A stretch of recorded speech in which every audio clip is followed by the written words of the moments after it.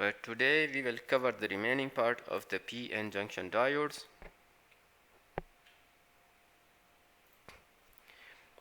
In the previous lecture, we considered a uniformly doped p-n junction, and we discussed the creation of a space charge region for the p-n junction. And then we talked about the energy band diagram of the p-n junction in thermal equilibrium. Do you know what thermal equilibrium is?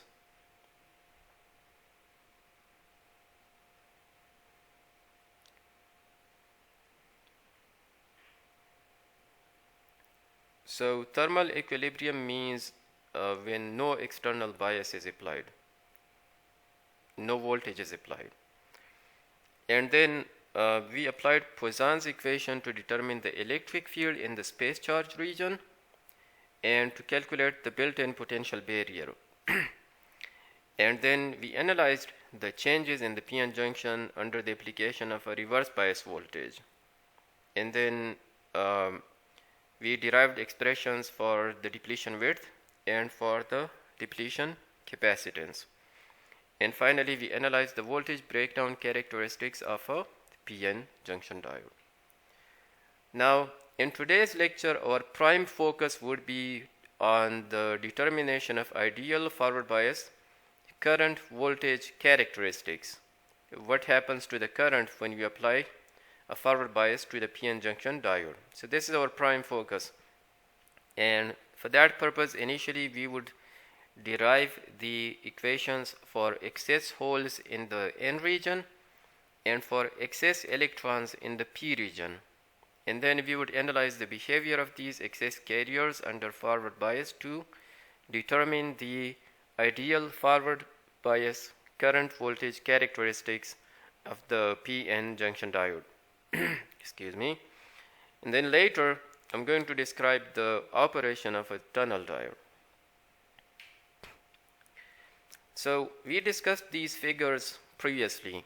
Here is our p-n junction diode under thermal equilibrium. No voltage is applied in this case, so that means it's under thermal equilibrium. And here is the energy band diagram of the same p-n junction. So in the energy band diagram we have a conduction band, we have a valence band, and then we have a Fermi energy level. The Fermi energy level, the key point to remember is that the Fermi energy level is constant under thermal equilibrium. It's uniform, it has the same level under thermal equilibrium. It's going to be closer to the conduction band for n-type material, and the Fermi energy level EFP would be closer to the valence band for the p-type material. And then we have depletion region between these vertical dashed lines, and then we have a potential barrier for electrons to flow from the n-type material to the p-type material, and similarly we have another potential barrier for the holes to flow from the p-type material to the n-type material. Now, this is the energy band diagram for a p-n junction under thermal equilibrium. What happens when we apply voltage? Let us first consider the case of applying a reverse bias voltage to the p-n junction. And reverse biasing basically means to connect the positive terminal to the n-type region and the negative terminal to the p-type region of the p-n junction diode. Another point I told you, and it's quite significant to remember, is that here we have energy band diagrams, and we are talking about the application of voltages. So what happens to the energy band diagram when we apply voltage to the p-n junction? So the relationship between energy and voltage is E is equal to minus Q, which is Q is the charge on electron. E is equal to minus Q times voltage. And in the energy band diagram, everything represents the energy of electrons, the conduction band and the valence band. These represent the energy level of electrons. So according to the relationship, E is equal to minus charge times the voltage on the p-n junction, or if you apply a positive voltage to the p-n junction, the energy level of the electrons is going to decrease because of the relationship, because of the minus sign in the E is equal to minus Q times V relationship between the energy and voltage. So in simplified terms, it means that we have this structure and we have this energy band diagram for the p-n junction. If you apply positive potential to the p side, this side, all the energy levels on this side would be dragged down for the energy band diagram. And on the contrary, if you apply positive voltage to this side, to the n side, all these three energy levels, the conduction band, the Fermi energy level, and the valence energy level, would be dragged down.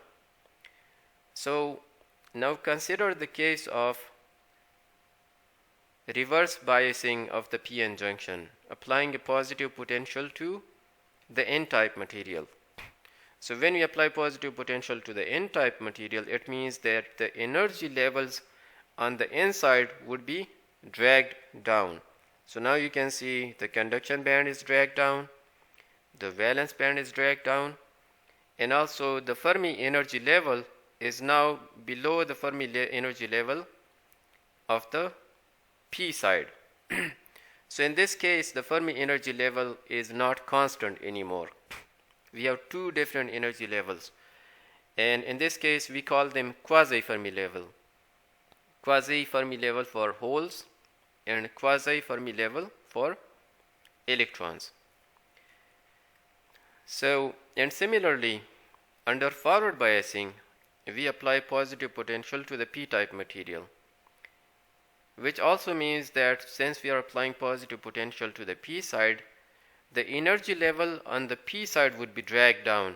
So the conduction band, the Fermi energy level, and the valence band of the p side would be dragged down. And you can see that over here. The Fermi energy level of holes is now below the Fermi energy level of electrons. Okay.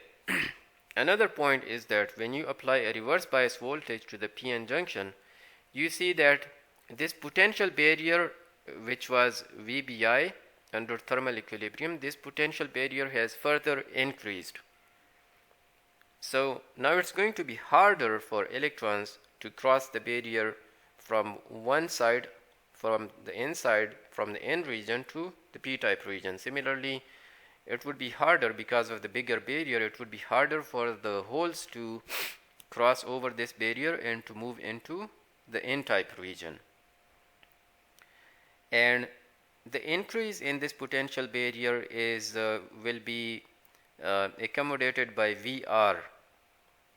So now the potential barrier is not just EVBI, it's EVBI plus VR. Now on the contrary, under forward biasing, this potential barrier is reduced as compared to the potential barrier under thermal equilibrium. So now it would be easier for electrons to flow from the n-type region into the p-type region. Similarly, because of the smaller energy barrier, it would be easier for holes to flow from the p-type region to the n-type region. And the net potential barrier is now the difference between VBI minus VA. And the applied voltage is accommodated between these quasi-Fermi level EFN and EFP. So this vertical distance would represent VA. So then I have a question over here. As compared to the thermal equilibrium, do you think there would be higher or lower current under reverse biasing?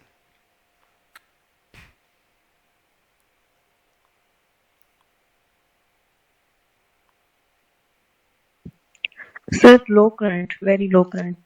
Lower current, and can you also justify your point, like why there would be lower current? So potential barrier is very great, and it is difficult for holes and electrons to cross it. So amount of Yeah, current flow is very low. yeah, that's very true, because now we have a bigger potential barrier for electrons and for holes to cross over from one region to another region, and because they give that bigger potential barrier, the current would be much smaller under reverse biasing as compared to under thermal equilibrium. But under forward biasing, since this potential barrier is smaller, the current would be higher as compared to the thermal equilibrium case. We already discussed the zero bias case, reverse bias case, and the forward bias case. So I'm going to skip these few slides. And then our focus is on the IV characteristic of a PN junction diode under forward biasing. So in this case, I already told you that under forward biasing, this barrier is reduced, and the applied voltage would be accommodated between EFN and EFP over here. Now, in order to understand today's lecture and also to solve the problems for this topic, you need to get familiarized with a few terminologies, and I should have shared a snapshot of this slide with you in advance, so that you could have memorized these, or you could have gotten familiarized with all these terminologies. But anyhow, I'm going to explain them to you. So the first term is Na. Na represents the acceptor concentration in the P region, or the acceptor doping. Nd represents the donor concentration in the N region, or the donor doping. Now, small n with a subscript of small n, 0. Here I want to divide it into pieces. The first small n represents electron concentration. The second small n in the subscript represents the type of the region. For example, n over here represents in the N region, and 0 here signifies under thermal equilibrium. So N naught here means electron concentration in the N region under thermal equilibrium is equal to Nd. Nd is the donor doping.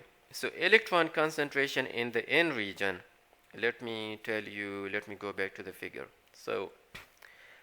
So in the N region, which carrier type is the majority carrier type? Is it the electrons or is it the holes?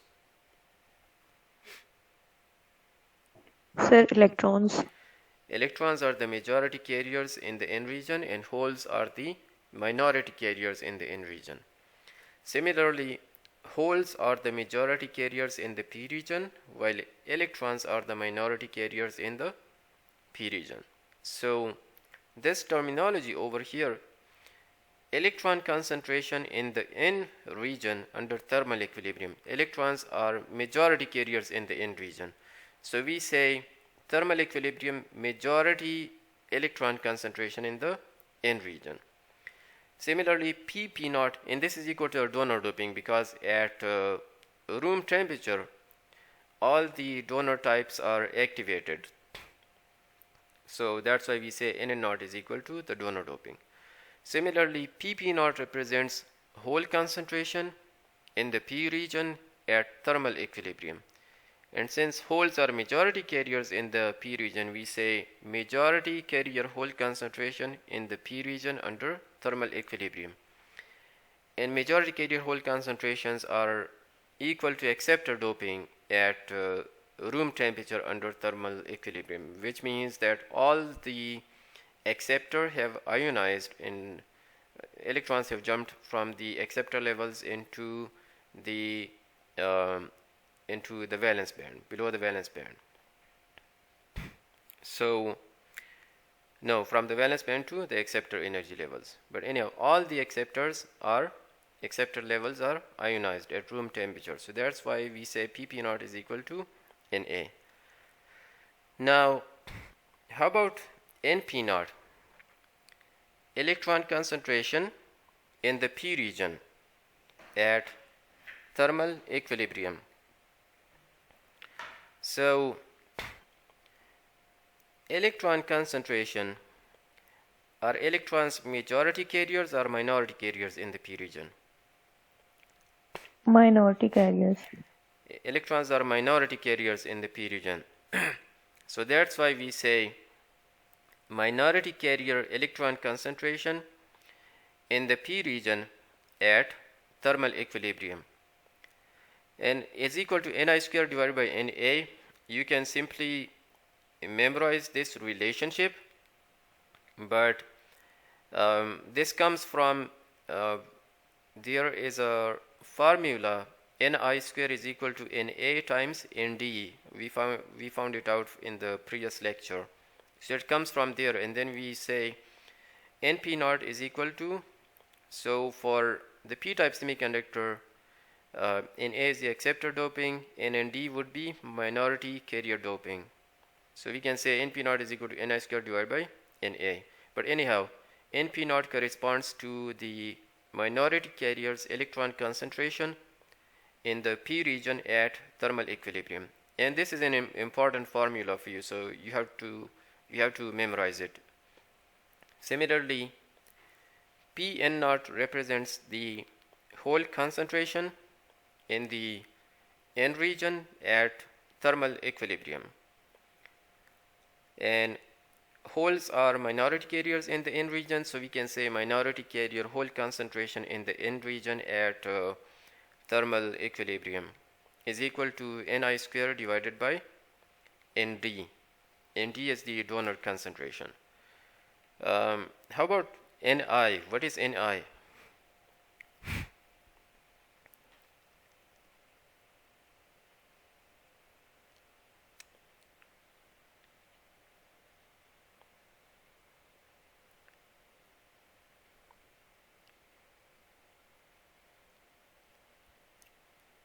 Ni represents the intrinsic carrier concentration.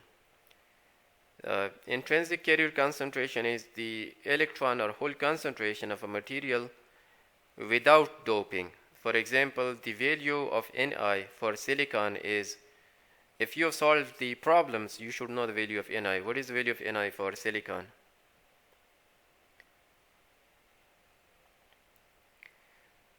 The value of Ni for silicon is 1.510 to the power of 10 per centimeter cube. You got to remember this value, okay? Because you will have to deal with it again and again in calculations in this chapter and also in the upcoming topics. So, and then Np represents the total minority carrier electron concentration in the P region. Similarly, Pn represents the total minority carrier hole concentration in the N region. Then, okay, let's move to this. Del Np represents the excess minority carrier electron concentration in the P region and excess minority carrier hole concentration in the N region. So, let me tell you why we talk about excess carrier concentrations. So, as you know, there would be, for example, in this region, if there is no voltages applied, there would be thermal equilibrium electron concentration, which are majority carriers, and hole concentrations, which would be minority carriers. Similarly, in this region, there would be majority carrier holes and minority carrier electrons under thermal equilibrium. But when you apply voltage, then electrons would move from the N region or diffuse from the N region to the P region. So now we have additional electrons in this P region, and we have originally a number of electrons in the P region as well. So the original electrons are called thermal equilibrium carrier concentration, and the additional electrons which diffuse from the N region to the P region are called excess minority carriers. Similar is the case for holes. In the N region, there would be minority carrier holes under thermal equilibrium, and then under forward biasing, holes would also move from the P region into the N region. And those diffused holes would be called, we call them the excess minority hole concentration in the N region. And the total concentration is the sum of the thermal equilibrium concentration plus the excess carrier concentration. So that's why we talk about the thermal equilibrium carrier concentrations and the excess carrier concentrations and the total. The excess concentration, you can also say, is the difference of the total minus thermal equilibrium carrier concentrations for both the minority carrier electrons and for minority carrier holes. NP of minus XP. So NP we already talked about, its total minority carrier concentration in the P region. Of minus XP means at the edge of the depletion region on the P side. So this line over here at this point, total minority carrier electron concentration at the edge of the depletion region on the P side. Similarly, excuse me, Pn of Xn means total minority carrier hole concentration in the N region, total minority carrier electron concentration hole Pn, total minority hole concentration in the N region at the edge of the depletion region.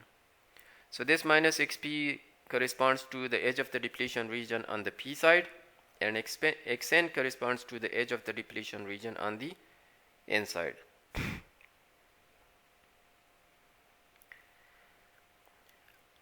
Let us first determine the carrier concentration under thermal equilibrium, and then we will determine the carrier concentration under the application of voltages as well. Thermal equilibrium once again means no voltage is applied, and we have the energy band diagram for this with a constant Fermi energy level. We already derived the equation for built-in potential in the previous lecture, is equal to thermal voltage natural log of Na, the acceptor doping, times Nd, the donor doping, divided by Ni square. Ni represents the intrinsic carrier concentration once again. Reorder this equation, you get this form. Then Ni square divided by Na is equal to Np naught. We already talked about it. Np naught is equal to Ni square divided by Na. And Nn naught is equal to Nd. So replace this with Np naught and Nn naught with Nd. And then move, so this becomes Np naught divided by Nn naught is equal to this. Then move Nn naught to the right side. So Np naught is equal to Nn naught exponential of minus e VBI divided by kT. So this is an important equation. The minority carrier electron concentration in the P region at thermal equilibrium is equal to the majority carrier electron concentration in the N region at thermal equilibrium. Minority carrier electron concentration in the P region, we are talking about electron concentration in the P region, is equal to the majority carrier electron concentration in the N region. The majority carrier electron concentration in the N region times exponential of minus e VBI divided by kT, which means that the minority carriers in this region are related to the majority carrier electron concentration in the N region, and there is an exponential dependence on the minority carrier electron concentration in the P region to the majority carrier electron concentration in the N region. So this is an important relationship, especially for calculation purposes. Now under forward biasing, we further reduce the barrier and we provide an opportunity for more number of electrons to move from the N region to the P region. So then in the previous relationship we can add an additional factor, which is the applied voltage, and then you can divide it into two different parts. Okay, and now it would be NP, the total minority carrier concentration in the P region. The total would be a sum of the thermal equilibrium plus the excess ones contributed by the applied voltage, is equal to this relationship. And then N and naught, this factor over here we already discussed in the previous slide, is equal to NP naught. So NP of minus XP, the electron concentration in the P region at the edge of the depletion region. So the electron concentration in the P region at this edge, under, we are talking about forward biasing, is equal to NP naught, electron concentration in the P region at thermal equilibrium, exponential of charge on electron times the applied voltage divided by thermal energy. Similarly, Pn of Xn, the total hole concentration in the N region, total hole concentration in the N region at the edge, is equal to Pn naught, hole concentration in the N region under thermal equilibrium, times exponential of the applied voltage times charge on electrons divided by Kt. So you have the relationships for in order to determine the carrier concentration, but how do you find out NP naught and Pn naught? It's already given in the previous slide. NP naught is equal to Ni squared divided by Na, and Pn naught is equal to Ni squared divided by Nd, where Ni represents the intrinsic carrier concentration. And as I already told you, what is the value of Ni for silicon?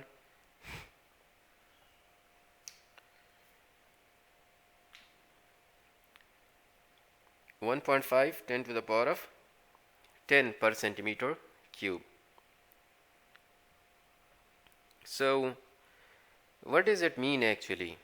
If there is an additional, okay,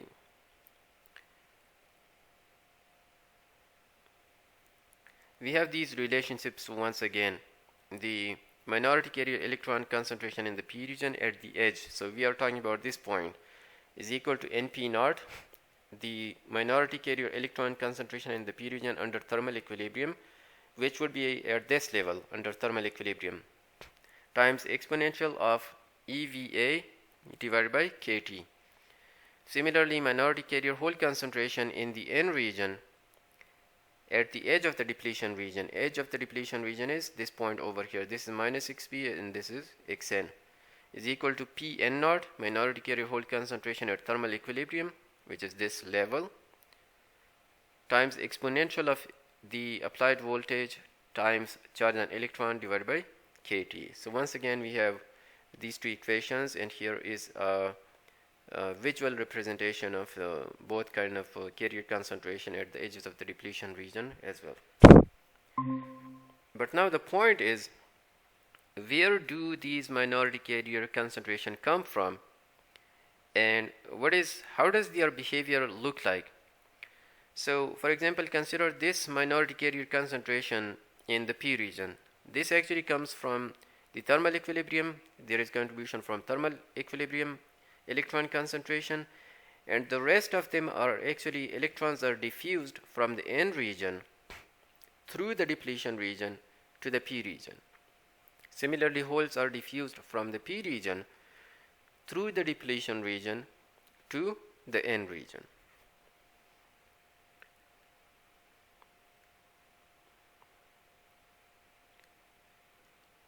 I'm jumping to slide 15, and then we will return to slide number 12, 13 once again.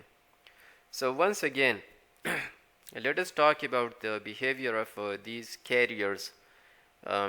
So what happens is, for minority carrier electron concentration, they are actually diffused from the N region through the depletion region, and then we have a particular carrier concentration or particular electron concentration at the edge of the depletion region.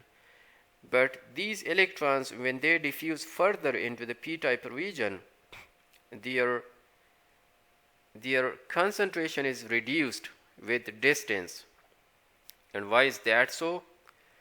Because these are minority carrier electron concentration, and as they move further and further into the p-type region, they would get recombined with majority carrier holes. Holes are majority carriers in this region. So with distance, after a particular distance, all the electrons would be recombined with holes. The excess electrons would be recombined with majority carrier holes in this region. Similarly, holes that diffuse from the p region through the depletion region into the n region, as these holes move further and further into the n-type material, they would get recombined and their carrier concentration would decrease as a function of distance. And after a particular distance, all these electrons and holes would be recombined. And this distance is called the diffusion length. Diffusion length is the distance of minority carriers after which they recombine with majority carriers. So for example, this is the diffusion length of electrons in the p region, and this is the diffusion length of holes in the n region. Okay, now let us jump back to slide number 13. So we talked about these two equations, Np of minus xp and Pn of xn. And now let us try to solve an example based on these two equations. The objective is to calculate the minority carrier concentrations at the edge of the space charge regions in a forward biased PN junction. So we have to calculate the minority carrier concentration at the edge of the depletion region, which means we have to calculate electron concentration at the edge of the depletion region on the p side, or electron concentration over here, and we have to calculate the hole concentration at this edge. Keeping that goal in mind, consider a silicon PN junction at a particular temperature. Assume the doping concentration is also given, Nd is given, Na is given. Assume a forward bias voltage is also given, and we have to calculate the minority carrier concentrations at the edges of the depletion region. So let us first find out Np of minus xp, or electron concentration in the p region at the edge of the depletion region. We already know the formula for that for both of them. Np naught exponential of EVA divided by kT. Then we can calculate Np naught first. Np naught is equal to Ni square divided by Na. Ni, as I already told you, for silicon is 1.5 10 to the power of 10. So Ni square becomes the square of 1.5 10 to the power of 10. Divided by Na is given in this example, 6 into 10 to the power of 15 per centimeter cube. So this gives you the minority carrier electron concentration in the p region at thermal equilibrium. Similarly, you can calculate Pn naught using Ni square divided by Nd, where Nd is also given 10 to the power of 16 per centimeter cube. So Pn naught is equal to 2.25 10 to the power of 4 per centimeter cube. Now, how about the total electron concentration in the p region at the edge of the depletion region? So just put back these values into the original equations. We know the applied voltage, and we get values for electron concentration in the p region at the edge of depletion region and hole concentration in the n region at the edge of the depletion region. So here let's try to analyze this example. In this example, we see minority carrier electron concentration and hole concentration under thermal equilibrium. These values, Np naught is 3.75 10 to the power of 4. So let us go back to the figure and see where Np naught lies. So this is the level for Np naught, minority carrier electron concentration in the p region at thermal equilibrium, and it's of the order of 10 to the power of 4 per centimeter cube. Similarly, Pn naught, hole concentration in the n region at thermal equilibrium. and this is also of the order of 10 to the power of 4 per centimeter cube. So, and then how about the total electron concentration at the edge of the depletion region? The total electron this value is 3.75, no, the total is 4.31 10 to the power of 14 per centimeter cube. So this value is of the order of 10 to the power of 14 per centimeter cube. Similarly, Pn of Xn is also around 10 to the power of 14 per centimeter cube. So now we found out the total electron concentration at this point, and we know the minority electron concentration in the N region. Is there any way for you to determine the excess electron concentration now? If you know these two numbers, you know the total and you know the minority, how about the excess electron concentration?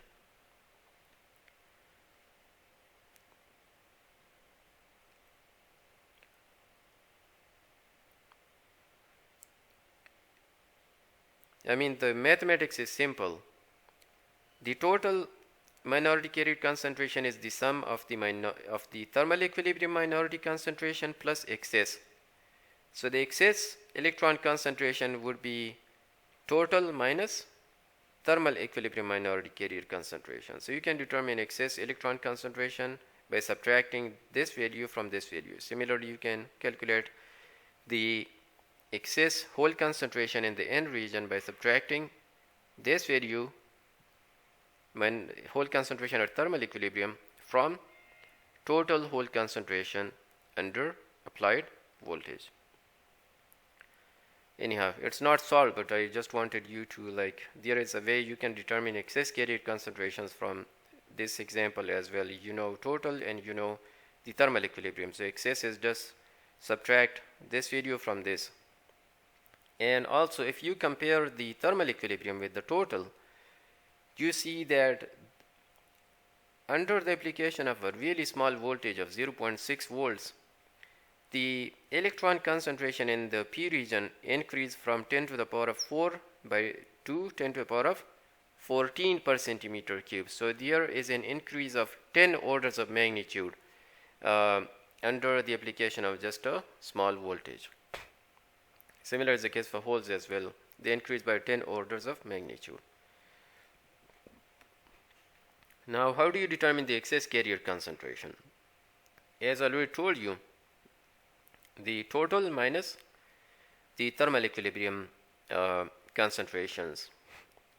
So here are the formulas for excess hole concentration, del Pn in the N region, which is total minus thermal equilibrium hole concentration in the N region. And you can derive this equation, and this is as a function of distance. We don't see of xp or xn. It's as a function of distance in the N region and as a function of distance in the P region. So in these equations we are familiar with all the other values.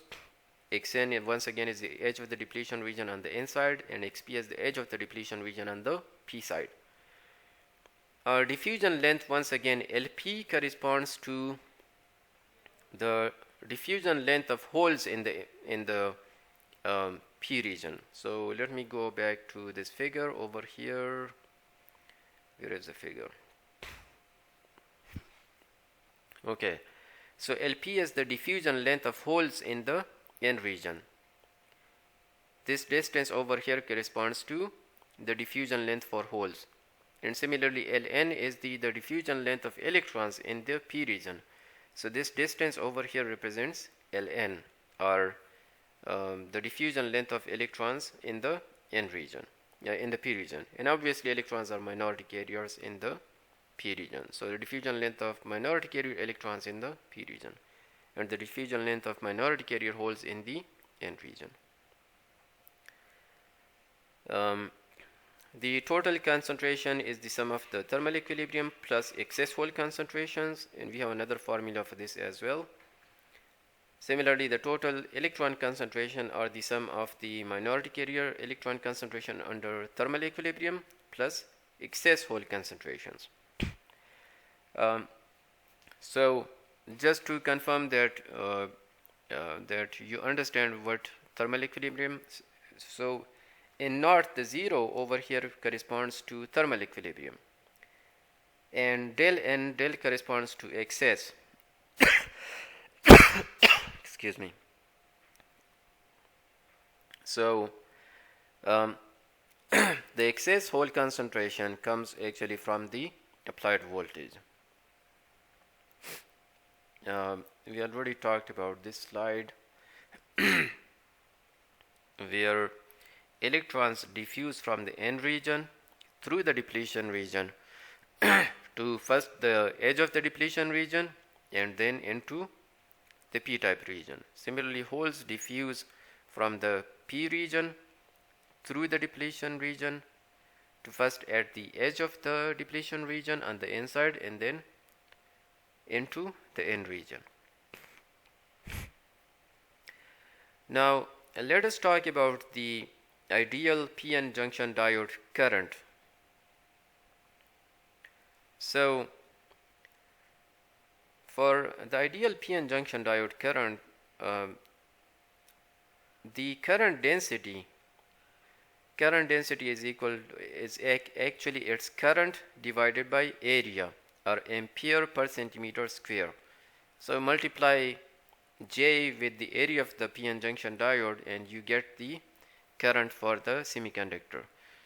So the total current density is constant throughout the p-n junction. It's the same in the N region, in the depletion region, and also in the p region. And it's actually the sum of the current density due to holes and the sum of the current density due to electrons.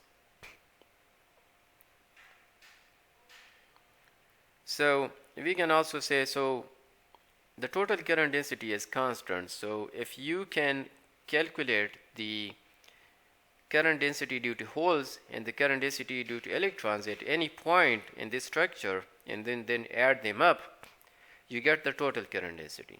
For example, you can determine the hole current density at the edge of the depletion region on the N side and then determine the electron current density at the edge of the depletion region on the p side and then add these two together, you get the total current density. So here is how you start, and then there is a lot of calculation involved. I skipped the derivation, I just jumped to the result. This is how you calculate the hole current density at the edge of the depletion region on the N side, or the hole current density at this point is equal to charge on electron times the diffusion coefficient of holes. A diffusion coefficient of holes is a semiconductor parameter. So this would be given to you times P n naught, hole concentration in the N region at thermal equilibrium, divided by the diffusion length of holes in the LP in the N region, times exponential of charge on electron times applied voltage divided by kT is the thermal energy minus 1.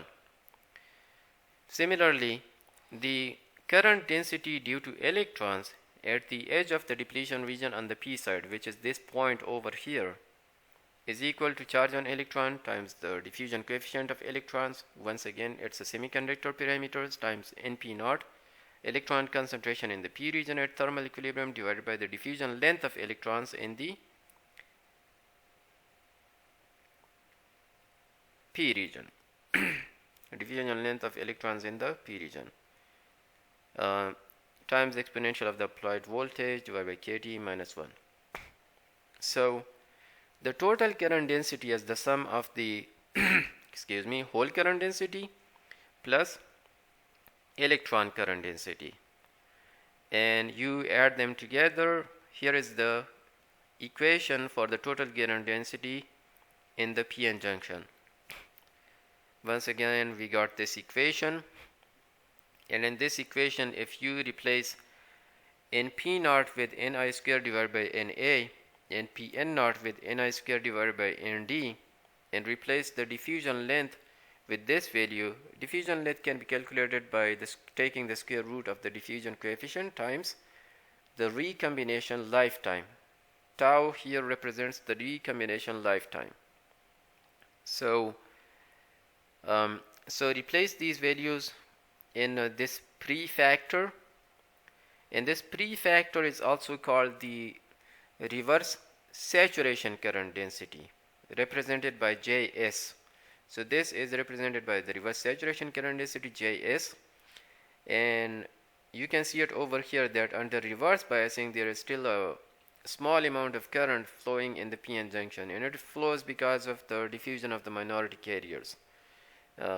Anyhow, so you can calculate Js using this equation, or a more suitable form for calculating Js would be this equation, because here you will have to calculate the diffusion lengths for holes and the diffusion length of electrons as well.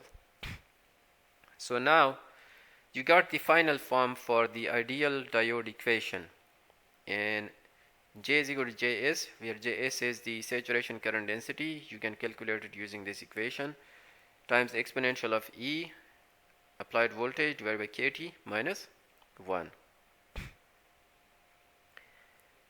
Let's I want to see how many slides we have. 0.5. Okay.